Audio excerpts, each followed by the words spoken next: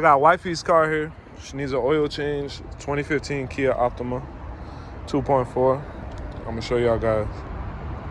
Alright, so to access the oil filter and the drain plug, you got, boom, you got, it looks like 7, and they're 10mm bolts.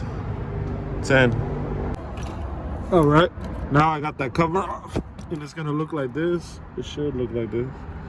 You got your oil filter right here. Inspect for any leaks around the oil pan. And then there, back here, that's the bolt, the drain plug. It's a 17mm.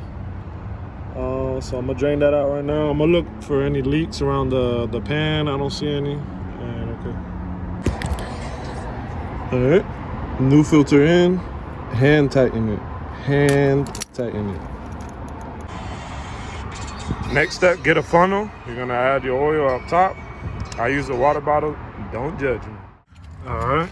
Fill it up. It takes 5.1 quarts, 5W20. Start it up. Let it run, check for leaks, and you're good to go.